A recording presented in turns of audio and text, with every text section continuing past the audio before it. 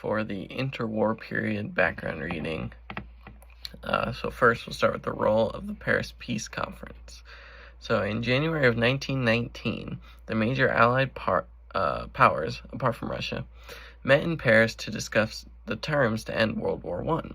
The Treaty of Versailles was created, and it resolved issues in Europe, the Middle East, Africa, and Asia. The treaty was mainly decided by Britain, France, Italy, and the U.S., but the U.S. eventually did not sign it.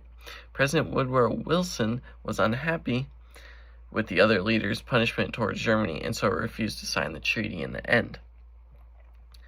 How the map of Europe changed. So the Treaty of Versailles drastically changed borders and nations across Europe. The officials in Paris drew the borders so each nationality could have their own nation.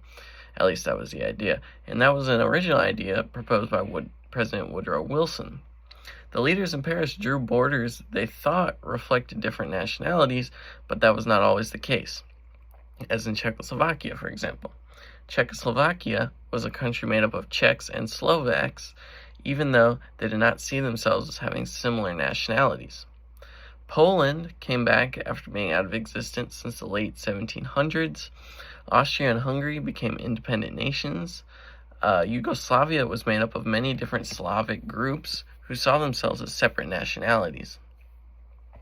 The Treaty of Versailles also outlined specific details in which Germany would literally pay for the war in reparations. Great Britain and France believed that Germany enlarged the war by invading France and Belgium, so they wanted Germany to receive direct punishment. Germany was required to pay over $30 billion for all the damage done during World War I. They were also forced to limit their military troops, their firepower, and some of their territory that they controlled before the war had even started. Due to the reparations Germany was forced to pay, they printed more money, which led them into a hyperinflation that destroyed German economy for years to come. The long-range impacts of World War I included, the economies of nations around the globe were affected by World War I. Britain and France fell deep into debt, and of course Germany, with its $30 billion in reparations it had to pay. Many African, Asian, and Latin American nations also felt the pressure from the war as they traded heavily with the Allied nations. Trade during the war was extremely difficult, so products from Europe became incredibly expensive. Japan and China saw big booms and increased growth in their economies because they no longer fought with Western competitors to sell products in their nations. The United States also saw a big boom in the 1920s, with new consumer products making average life easier. Wages increased and unemployment was low until 1929 when the stock market crashed and the Great Depression started. The 1920s was a time of roaring success in America. New consumer items flooded shelves and households, and many people were putting money into the stock market. The stock market was growing extremely fast, and stock prices became dangerously overvalued. Prices dropped drastically, and people lost large amount of money on stock. They then went to withdraw their money from the banks, but the banks had used that money to buy stock, meaning the banks went bankrupt and took people's savings with them. So the banks had no more money, and then the people had no more money. Then the Soviet state under Stalin. So after Vladimir Lenin's death in January 1924, there was a person missing from the throne of the Soviet Union. Leon Trotsky led a campaign to industrialize quickly and end capitalistic ideas in Russia, while Joseph Stalin argued for a slower and smoother industrialization. Stalin and Trotsky had opposing views on communist ideas, but Stalin's control over the communist bureaucracy gave him leverage over Trotsky.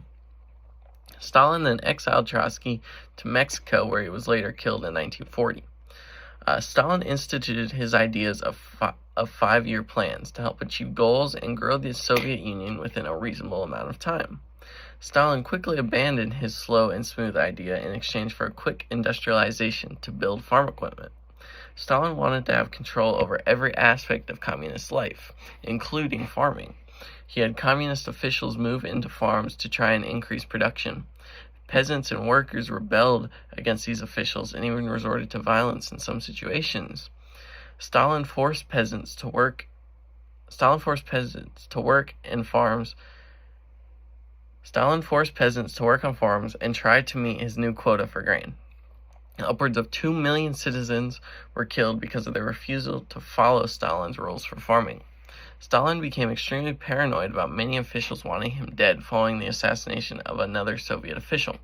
Stalin killed millions of citizens due to the desire for complete control of the state. In my opinion on government help. During times of economic hardships, the government needs to play a significant role in protecting citizens while still allowing the citizens to build it themselves. If the government is too involved in supporting the entire economy, many people and industries will be reluctant to work because they are being supported by the government entirely. On the other hand, too little government control could cause a total collapse of the economy and living conditions for the citizens. So the government should help just enough to provide some stability and reassurance to the economy while still allowing the citizens to work through it on their own and build up capitalism again on their own. And then new forms of culture through the movies and radio. New methods of mass media such as radio and movies made it possible for people to connect almost instantaneously. These new forms of media united people across the country instead of being confined to local ideas. Radios were now used to advertise and air live sporting events, uniting the whole country around the media around a sporting event. Women's culture also changed during this time. Women broke out of social norms of staying at home by going out, wearing shorter, more revealing clothing, and working in industries that were previously male-dominated. Thank you.